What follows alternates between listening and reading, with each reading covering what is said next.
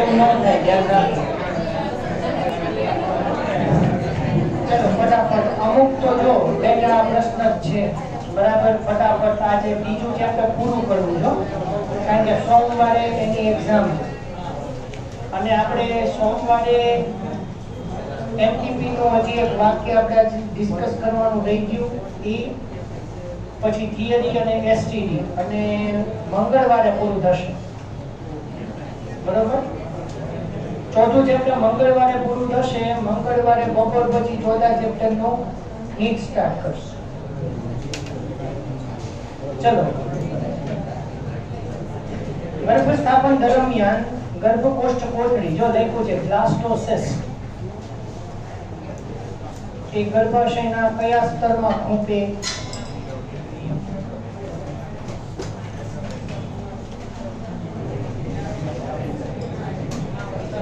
Endometrium, પછી માયોમેટ્રિયમ.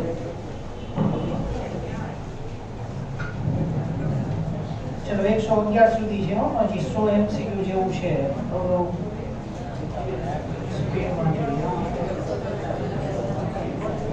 યુગ્મનક જ્યારે અન્વયનીના ખાલી જગ્યામાંથી પસાર થાય ત્યારે જેમાં વિખંડન શરૂ થઈ જાય, ઇસ્થમસ. એટલે ફલનની ઘટના ક્યાં થઈ? એમ્પ્યુલા ઇસ્થમસના જોડાણ સ્થાને. અને ઇસ્થમસ એટલે અંડવાહિનીનો, ઇસ્થમસ અંડવાહિનીનો સાંકડો ભાગ કે જે ગર્ભાશય તરફ છે, એમ્પ્યુલા પછી બરોબર, ત્યાંથી વિખંડન શરૂ થઈ જશે. શુક્રકોષ અંડકોષના કયા સ્તરના સંપર્કમાં આવે? ઝોના પેલ્યુસિડા, જેલી જેવું પર. જરાયુનું કાર્ય ઉપરોક્ત બધા છે. તો જરાયુના કાર્યમાં પાછું એચસીજી, એચપીએલ ને બધું અહીંયા કમ્બાઈન કરવાનું, એ ટેક્સ્ટ બુકમાં જે પાછું જરાયુનું કાર્ય થશે ને, O2 પૂરો પાડે, CO2 દૂર કરે, બધા પોષક તત્વો પૂરા પાડે અને સાથે સાથે એચસીજી, એચપીએલ નો સ્ત્રાવ પણ કરે. સ્ટેમ સેલ ક્યાં જોવા મળશે? ઇનર સેલ માસ, ગર્ભીય કોષો. અંતઃ કોષ સમૂહ, ઇનર સેલ માસ એટલે અંતઃ કોષ સમૂહ કે જે ગર્ભીય કોષો છે. અને સ્ટેમ સેલ થેરાપી આપણે કીધી હતી લેક્ચરમાં, યાદ હોય તો કરોડરજ્જુ અને શરીરનું આખું સંવેદન ગુમાઈ ગયું હતું. સ્ટેમ સેલ થી આપણો ચેતાકોષ પણ પુનઃસર્જિત થાય. સ્ટેમ સેલ મેમરી લોસ થતી જાય ને, હે ને? એક વિચારવું પડશે મેમરીની દવા નથી આ કઈ ગોતી એવી કે જેના માટે બધું ભૂલી ગઈ પણ જે ભૂલવાનું છે ને એ જ યાદ રહે.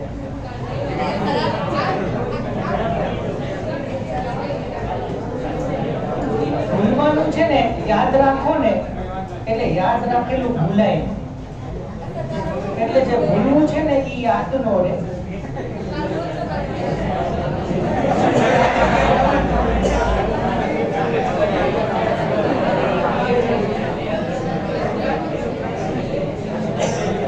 અને જે કૃત્રિમ મેમરી લોસ થાય ને એ અટકી.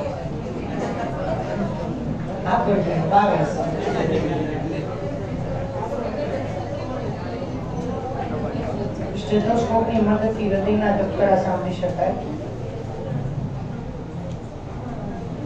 જરાયુ ગર્ભપોષક રસાંકુરો અને ગર્ભીય પેશી પણ ધરાવે બંને. એટલે બંને ગર્ભકોષ્ઠ કોથળીના બંને સ્તરો ધરાવે. એટલે અમુક જરાયુના કોષોમાંથી નાળનું નિર્માણ થવાનું છે અને નાળની ટોચ ઉપર ગર્ભીય પેશી હશે કે જેમાંથી ગર્ભનું નિર્માણ થશે.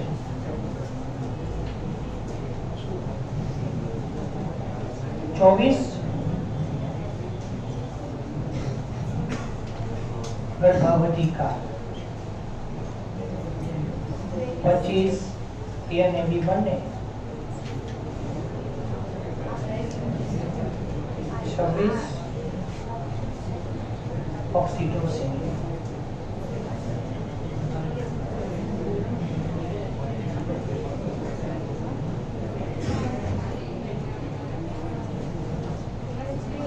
गर्भावस्था दरमियान माताની સ્તન ગ્રંથિની અંદર વિભેદન જોવા મળે સ્તન ગ્રંથિનું કદ વધે કોલોસ્ટ્રમ માટે શું સાચું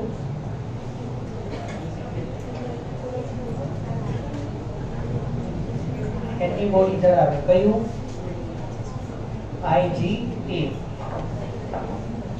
હવે સી ઓપ્શનમાં ફેરોમોન છે સાંભળ્યું કોઈ દી ફેરોમોન પ્રાણીઓમાં અંતઃસ્ત્રાવ છે જે પ્રજનન માટે સ્ત્રવિત થાય છે ફેરોમોન્સ બરાબર જેમ કે નર પ્રાણીમાંથી સ્ત્રવિત થતું ફેરોમોન માદા પ્રાણીને આકર્ષવા માટે ઉપયોગી અમુક પ્રાણીઓની અંદર અને એના માટેની પણ ચોક્કસ ગ્રંથિઓ છે શુક્રવાહિની કાપી નાખવામાં આવે તો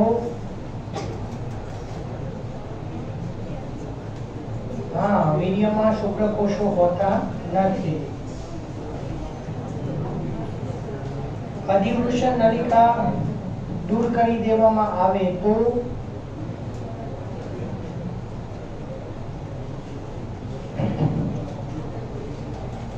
શુક્રકોષો ફલન માટે અસક્ષમ બનશે એટલે કે પરિપક્વતા એમાં જોવા મળશે નહીં અધિવૃષણ નલિકાનું મેઇન કાર્ય એ છે કે શુક્રકોષોને પરિપક્વ થવા માટે યોગ્ય સમય પૂરો પાડવો સસ્ટેન્ટાક્યુલર કોષો માટે કયું સાચું નથી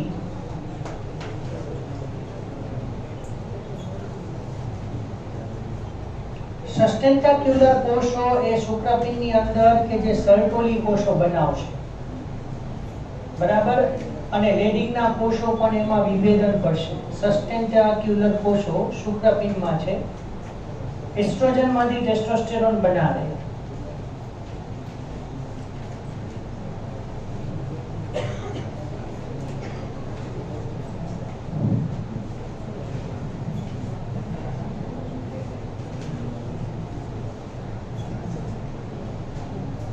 ચલો 32 માં શું જવાબ આપશો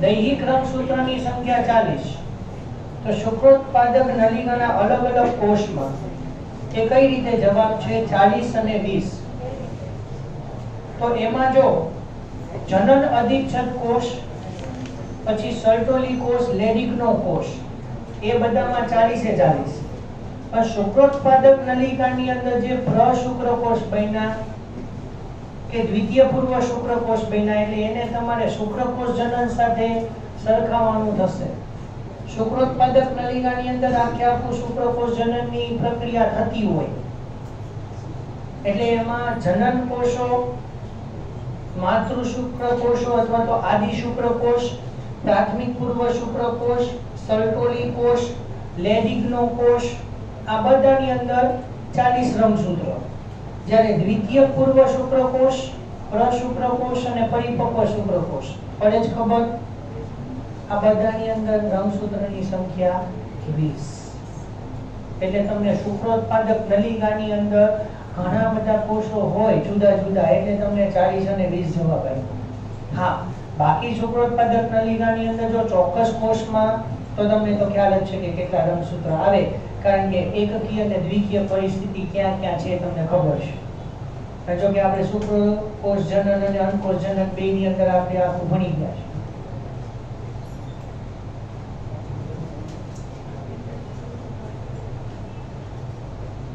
કાઉપરની ગ્રંથિ કઈ તો કાઉપરની કઈ કલ્પોયુરેથ્રા ઘર્ષણ નિરોધક પ્રવાહી તરીકે વર્તે એટલે મૈથુન અને ફલનની ઘટનામાં અસર થશે શુક્રકોષના કેપેસિટેશન માટે યોનિમાર્ગનું પર્યાવરણ જરૂરી, શિશ્નની સખતતા માટે ઉત્થાન પેશીઓ જરૂરી. એટલે ત્યાં બલ્બોયુરેથ્રલ ગ્રંથિનું કોઈ કાર્ય નથી, પણ બલ્બોયુરેથ્રલ ગ્રંથિ અથવા કાઉપરની ગ્રંથિ આખું ઘર્ષણ નિરોધક પ્રવાહી બનાવી અને શુક્રકોષને ઘર્ષણ સામે રક્ષણ આપે છે. ઘર્ષણ સામે રક્ષણ, બરાબર. ઇન્હિબિન કોણ મુક્ત કરશે? સસ્ટેન્ટાક્યુલર કોષો. અને ઇન્હિબિન શું કરશે? શુક્રકોષ જનનની પ્રક્રિયાને ઘટાડશે.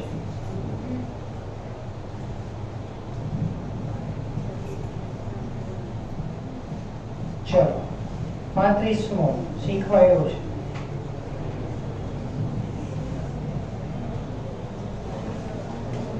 hyaluronidase.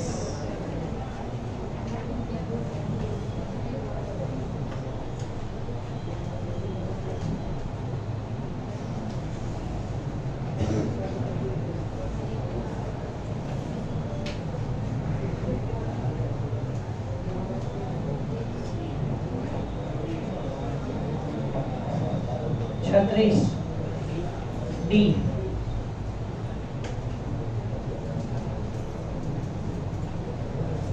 શુક્રસર્જક કોષ, પછી આદિ શુક્રકોષ વચ્ચે આવી ગયું, પછી પ્રાથમિક, દ્વિતીય, પ્રવ અને પરિપક્વ. બરાબર.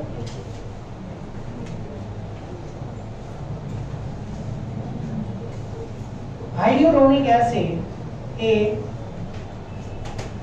કોરોના રેડિયેટા ના કોષોનું બંધારણ કરે છે. એ મ્યુકો પોલિસેકેરાઇડ છે. જો મિસ્ટેક ન થાય, શુક્રકોષના શુક્રાગ્રમાંથી હાયલ્યુરોનિડેઝ અને અંડકોષની ફરતે ઝોના પેલ્યુસિડાની ફરતે કોરોના રેડિયેટા, ત્યાં હાયલ્યુરોનિક એસિડ. બે પ્રશ્ન જો ખ્યાલ ન આવતો હોય તો 35 ને 37 બે વખત વાંચજો, ખ્યાલ આવી જશે. આપણે ખ્યાલ છે કે હાયલ્યુરોનિડેઝ નામનો ઉત્સેચક ક્યાં જરૂરી છે? કે જે શુક્રકોષનો અંડકોષમાં પ્રવેશ શક્ય બનાવે.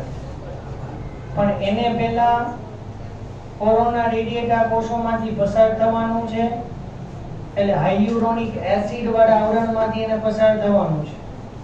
પછી એને હાયલ્યુરોનિડેઝ ઉત્સેચક ઉત્પન્ન કરવાનું, એટલે ઝોના પેલ્યુસિડા તૂટે અને પછી અંડકોષની અંદર ફલન માટે પ્રવેશ કરે.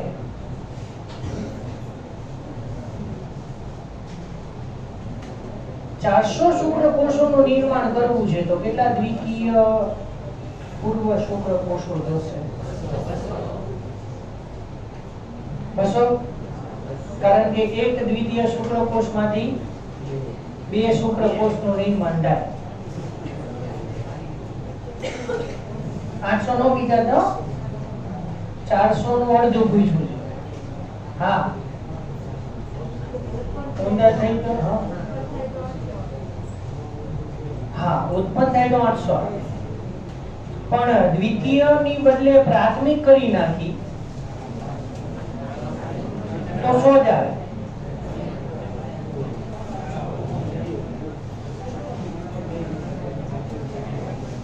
વિચાર, દ્વિતીયક ના બદલે પ્રાથમિક કરી નાખી તો 100 જ આવે. એક પ્રાથમિક પૂર્વ શુક્રકોષમાંથી 4 પ્રશુક્રકોષ બને અને એમાંથી 4 પરિપક્વ શુક્રકોષ બને. એટલે 400 શુક્રકોષ બનાવવા છે તો 100 પ્રાથમિક પૂર્વ શુક્રકોષો જોશે.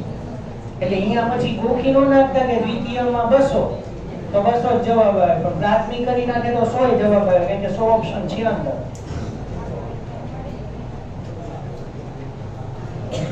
ચલો કોલમ જોડો.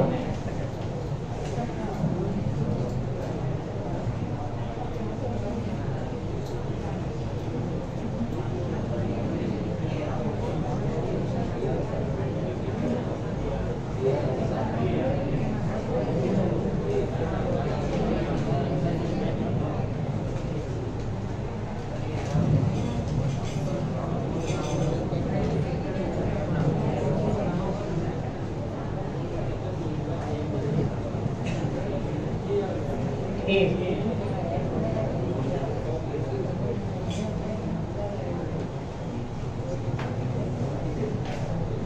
શુક્રકોષ કયા તબક્કે? 40મો પ્રશ્ન.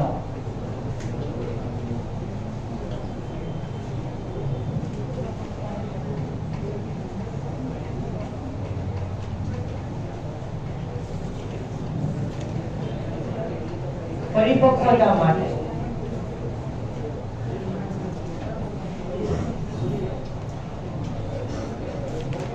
શુક્રકોષ કાયાંતરણ,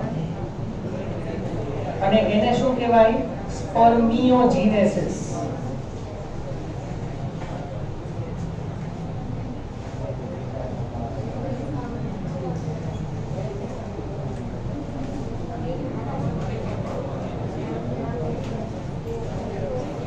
આપણે ફર્નિચર કામની અંદર વાર્નિશ યુઝ થાય છે, વાર્નિશિંગ કરે. તો જો ઈંડાની ફરતે વાર્નિશિંગ નું આવરણ બનાવી દેવામાં આવે તો ઓક્સિજનનું પ્રમાણ ઘટવાના કારણે, બરાબર, તો ઈંડાની અંદર પણ ઝારક શોષણ થાય. વાતાવરણમાંથી જે ઓલું કેલ્શિયમનું સખત કવચ છે એ મારફતે ઓક્સિજન કાર્બન ડાયોક્સાઇડની આપલે પણ કરે, જેથી કરીને અંદર વિકસતા સજીવનું વૃદ્ધિ વિકાસ થાય. બરોબર. 50 દ્વિતીય પૂર્વ અંડકોષ અને 50 દ્વિતીય પૂર્વ શુક્રકોષમાંથી અનુક્રમે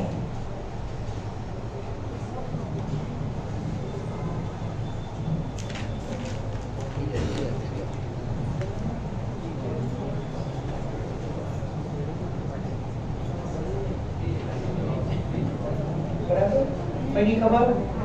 50 માંથી તો 50, 50 માંથી 50, અને જો 50 દ્વિતીય પૂર્વ અંડકોષની બદલે પ્રાથમિક પૂર્વ અંડકોષ કરી નાખે તો 50,000.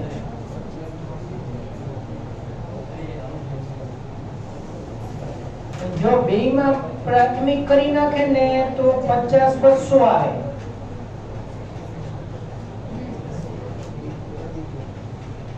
પડે ખબર કઈ?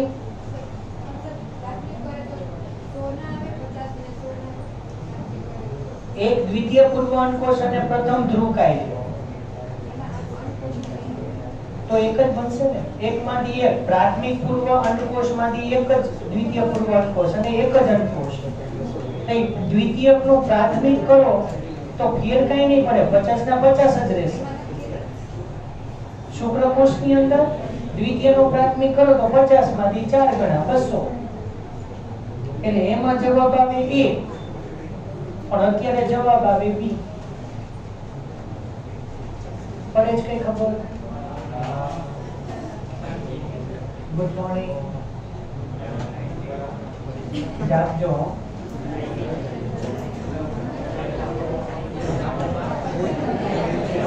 અમુક શ્રેણીઓમાં છે. ઓકે, આગળ વધીએ ફટાફટ. માનવ અંડકોષમાં એક શ્રમસૂત્ર હોય. અંત્યજંઘીય અંડકોષમાં જડતી એક જ બાજુએ જોવા મળે.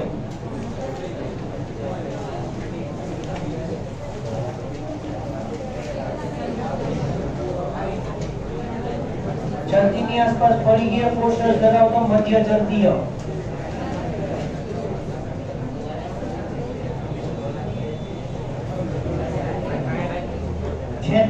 માં 2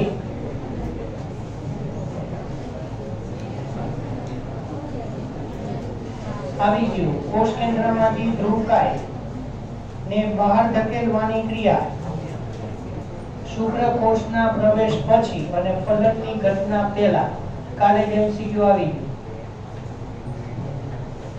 ઉદરમાંથી બંને અંડપિંડ દૂર કરી દેવામાં આવે તો રુધિરમાં કયા અંતઃસ્ત્રાવનું પ્રમાણ ઘટે? એસ્ટ્રોજન મોટે ભાગે. અને સાથે સાથે પ્રોજેસ્ટેરોન પણ આવશે. હકીકતમાં પ્રોજેસ્ટેરોન મુક્ત થવાનું કાર્ય અંડપિંડમાંથી નથી, કોર્પસ લ્યુટિયમમાંથી છે. પણ કોર્પસ લ્યુટિયમ અંડપિંડમાં છે એટલે એનું કાર્ય માની છે. એટલે અત્યાર સુધી આપણે એવું સમજતા કે અંડપિંડમાંથી ઈસ્ટ્રોજન પ્રોજેસ્ટેરોન મુક્ત થાય, બરોબર? અંડપિંડમાંથી માત્ર ઈસ્ટ્રોજન જ મુક્ત થાય, પણ કોર્પસ લ્યુટિયમ જે અંડપિંડમાં છે એમાંથી પ્રોજેસ્ટેરોન મુક્ત થશે. એટલે આની અંદર બે જવાબ આવે, ઈસ્ટ્રોજન અને પ્રોજેસ્ટેરોન, પણ ઓપ્શન્સ કે અહીંયા એરેન્જ નથી કરેલા.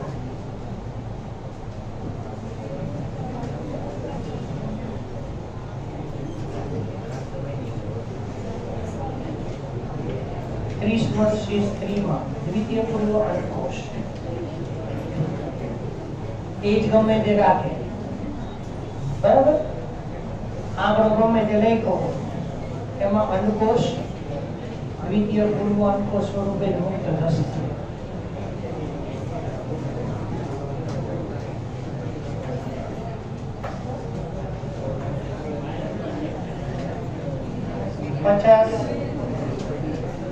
एमा बी थीका एक्सटर्ना थीका इंटरना अंडकोश मेम्ब्रेना ग्रेन्युलोसा ई छे एंट्रम प्रवाही અને ક્યુમ્યુલસ ઉફોરસ.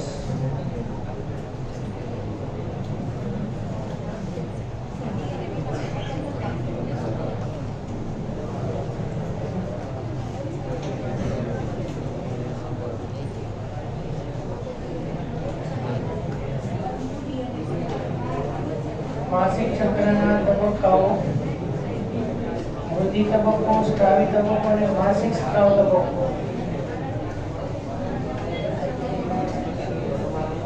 એટલે માસિક સ્રાવ તબક્કા પછી વૃદ્ધિ તબક્કો એટલે પ્રોલિફરેશન તબક્કો, પછી લ્યુટિયર તબક્કો અથવા સ્રાવી તબક્કો અને પછી પાછો માસિક સ્રાવ તબક્કો.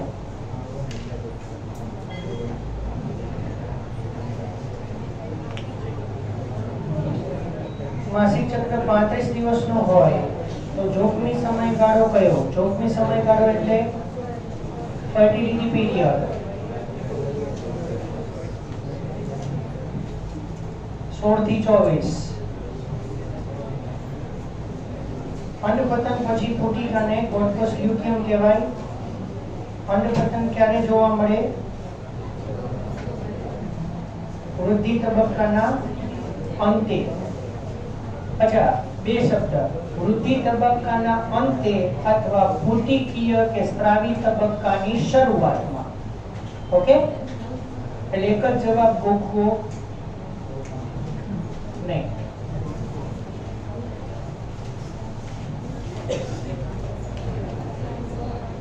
માસિક ચક્રની શરૂઆતથી અંતઃસ્ત્રાવનો ક્રમ FSH, એસ્ટ્રોજન અને પ્રોજેસ્ટેરોન.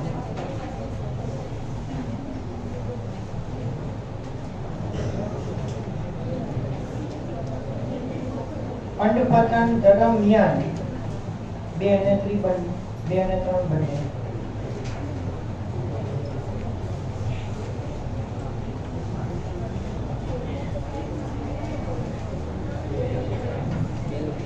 57મો વિચાર. 16 ગર્ભકોષ્ઠી ખંડો બનાવવા છે 4 વખત અને પ્રશ્ન ફેરવી નાખું છું, જવાબ સેમ આવશે.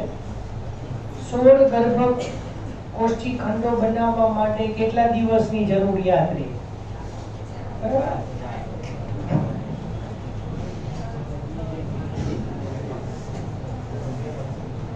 ચલો, બાહ્ય સ્તર છે ટ્રોફોબ્લાસ્ટ અને અંદરનું છે આંતરકોષીય, એટલે 58 માં આવશે 1.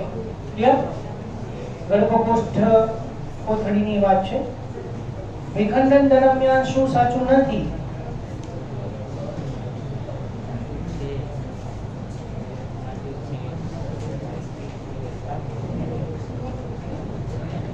કદ વધતું નથી.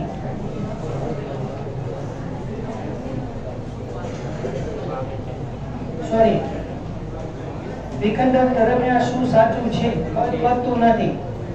કોષોની સંખ્યામાં વધારો થતો હોય છે.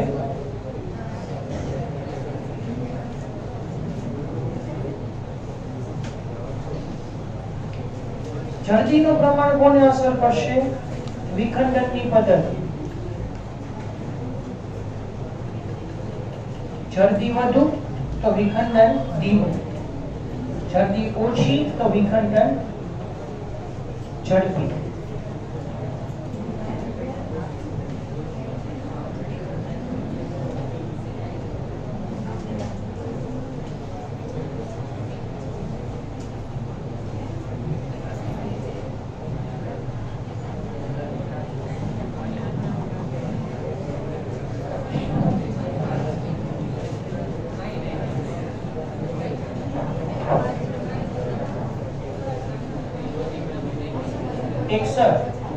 ફેલોપિયન નલિકામાં શરૂ થાય.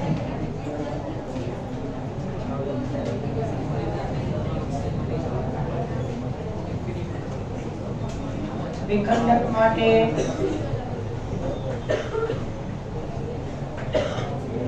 બંધસૂત્રી ભાજન, પછી સમસૂત્રી ભાજન, પણ આમાં વિભેદન છે ને.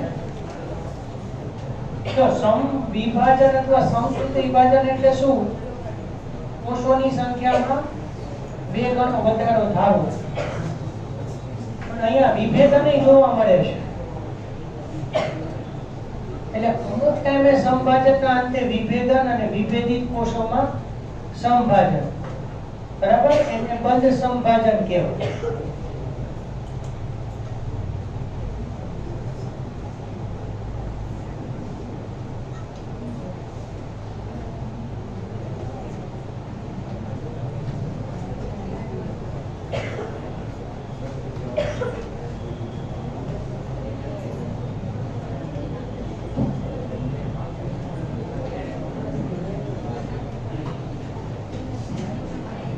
પ્રેશર વનકી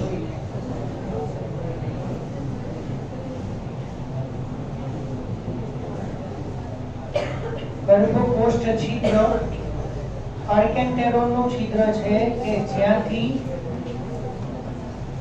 ગર્ભનાળની શરૂઆત થાય. વિકાસનો સાચો ક્રમ ફલન, યુગ્મનજ, વિખંડન, મોડુલા, લાસ્ટ્યુલા અને ગેસ્ટ્યુલા. બરાબર.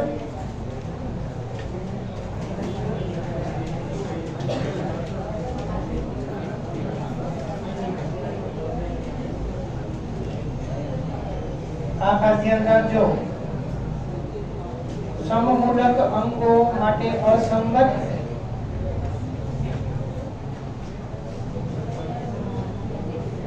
અંડવાહિની અને પ્રોસ્ટેટ.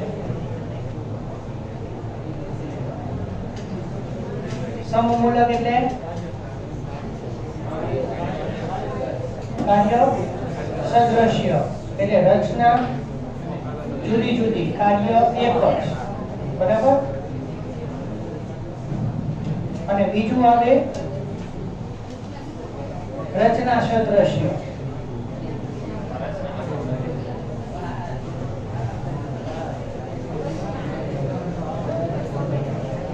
અચ્છા, સૌથી અગત્યનું 67મું, જો માનવની અંદર ફળદ્રુપતા માટે જરૂરી વિટામિન છે વિટામિન ઈ. વિટામિન ઈ એને કહેવાય ટોકોફેરોલ.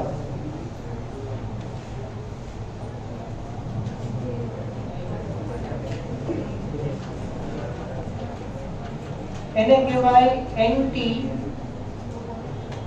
સ્ટરીલિટી વિટામિન. અચ્છા, સ્ટરીલિટી એટલે ઇનફર્ટિલિટી. તો ઇનફર્ટિલિટી એટલે શું? અફળદ્રુપતા. બરાબર. એટલે એ ફળદ્રુપતા પ્રેર. એટલે જો શુક્રકોષ કે અંડકોષ ફલન કરવા માટે સક્ષમ ન હોય અથવા પ્રજનન માટે પ્રજનન અંગોની અંદર કોઈ વૃદ્ધિ વિકાસો અસરગ્રસ્ત હોય તો એને વિટામિન ઈ લેવું જરૂરી છે.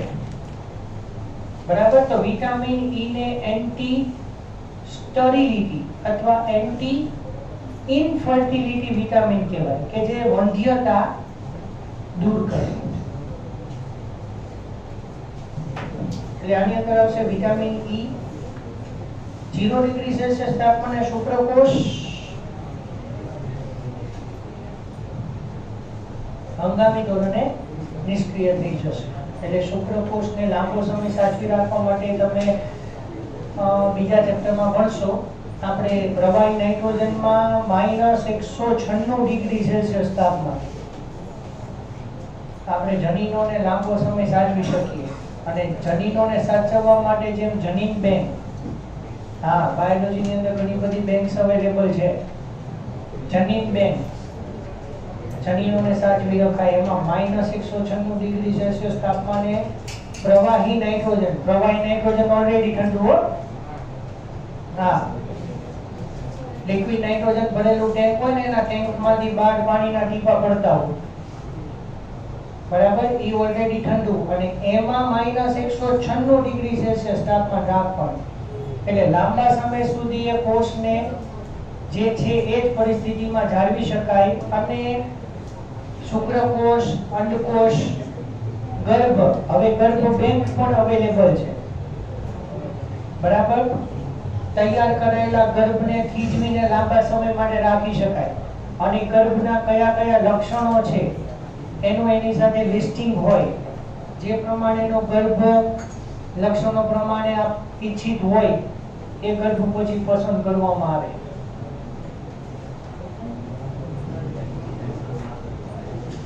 વીર્યમાં રહેલો લાઇટિક ઉત્સેચક કયો? હાયલ્યુરોનિડેઝ. ચલો ફટાફટ શરૂ કરીએ. 70 માદામાં ગેરહાજર શુક્રવાહિની. જો કે એ પણ ગેરહાજર એટલે મૂત્ર જનન માર્ગ. એમાં મૂત્ર માર્ગ જનન માર્ગ એટલે બે ગેરહાજર ન હોય.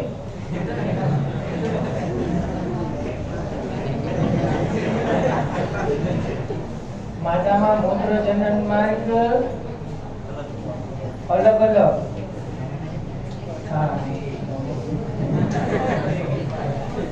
પ્રસૂતિની પ્રક્રિયા સાથે સંકળાયેલો નથી કોર્ટિસોલ. સોરી, હા પ્રોડક્ટિવ. કોર્ટિસોલ એટલે કયો?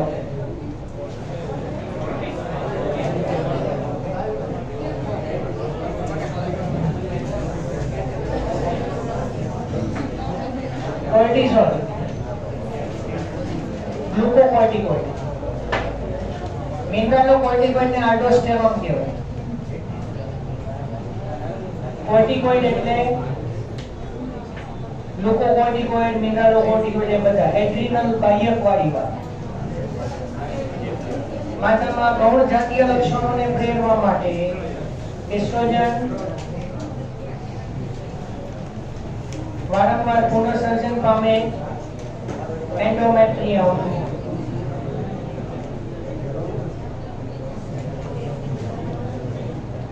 શુક્રકોષનું ક્રિયાત્મક પરિપક્વન અધિવૃષણ નલિકામાં થાય. અંડવાહિનીને દૂર કરવાની ક્રિયા પછી અંડભાગને બાંધી દેવાનું. શું? ટ્યુબેક્ટોમી. હા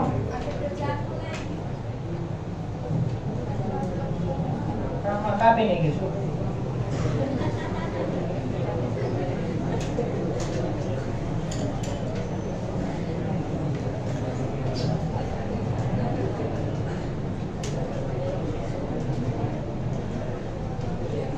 આમાં એક વખત ઓલું 5મો ચેપ્ટર રહ્યો ને જીનેટિક્સ નું, એની અંદર 7મા ચેપ્ટર ઉત્ક્રાંતિકા એમસીક્યુ આવ્યા છે.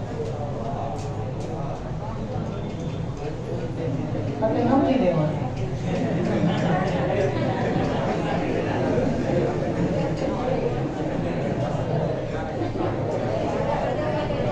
ચલો 76 કોર્પસ હેમરેજિકમ. જો સાંભળજો, અંડપતન પછી પોટિકા તૂટે પછી એ લાલ ચળકતા રંગની બને અને રુધિરનો ભરાવો થાય એને કહેવાય હેમરેજિકમ. પછી એમાંથી કોર્પસ લ્યુટિયમ બને.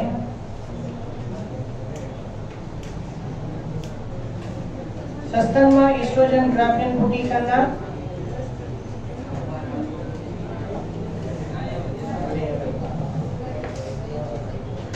ઇન્ટરનલ થીકા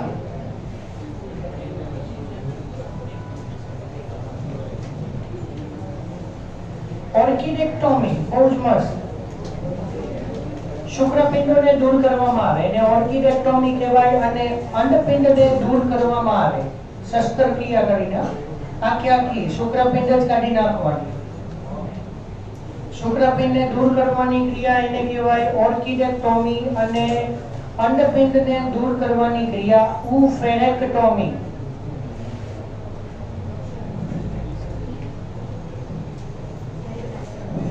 બરાબર. ઓફેરેક્ટોમી. અચ્છા, ટોમી શબ્દ આવે ને પાછળ, ટોમી કૂતરાનું નામ નથી.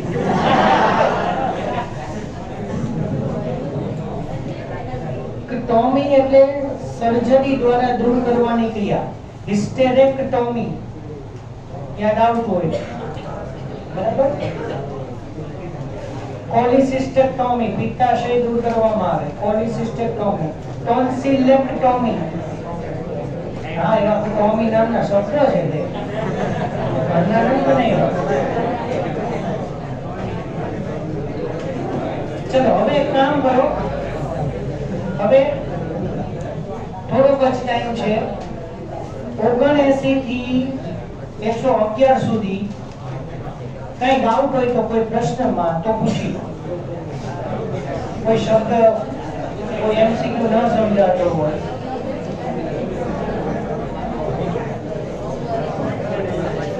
એટલે 1 મિનિટ. મંગળવારે જ્યારે આપણે લેક્ચર આવે ત્યારે આપણે બાકીના એમસીક્યુ સોલ્વ કરશું, બરોબર.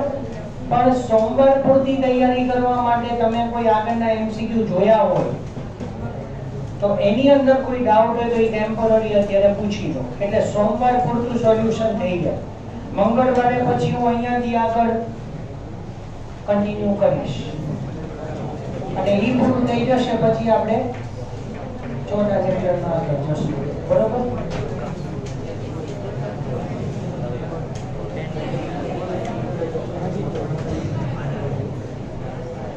લગભગ મારા ખ્યાલથી છે ને પ્રશ્ન રિપીટ થતા હશે, સવાલ નહીં ઉઠા.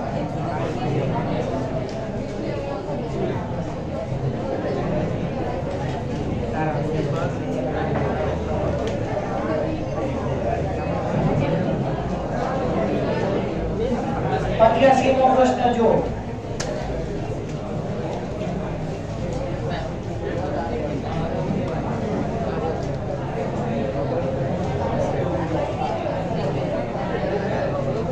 એમાં પહેલો મહિનો નથી દીધો, એની બદલે જો 4 અઠવાડિયે જવાબ દીધો.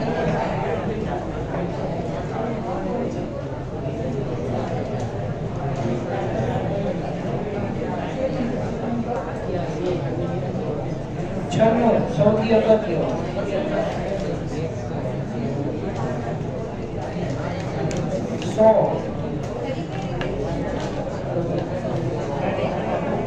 કોઈ બી કાય એક્રોસોમ એટલે શુક્રાણુ, કોઈ બી કાય માંથી 100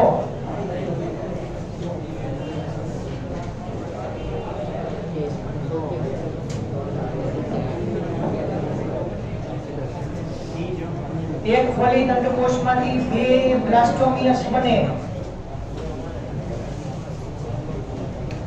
બરાબર. એક જ ફલિત અંડકોશ એને એક સમાન જોડિયા બાળકો એટલે આઇડેન્ટિકલ ટ્વિન્સ, જોડિયા બાળકો તદ્દન દેખાવમાં સરખા, બરાબર. એટલે જ્યારે ફલિતાંડનું નિર્માણ થાય ત્યારે એક ફલિતાંડમાંથી 2 ફલિતાંડ બને, પછી 2 ફલિતાંડ જુદા પડીને સ્વતંત્ર ગર્ભનું નિર્માણ કરે.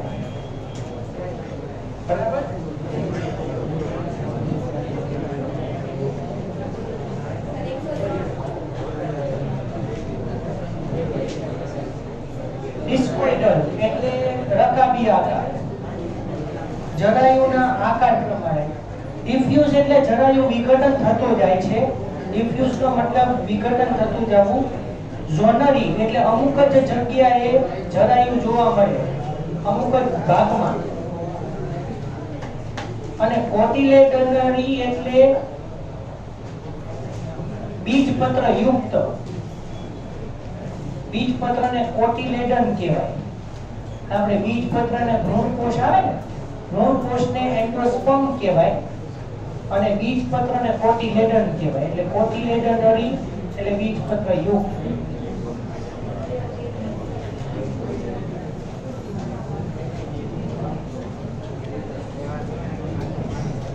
હવે લગભગ કઈ છે નહીં, બરાબર.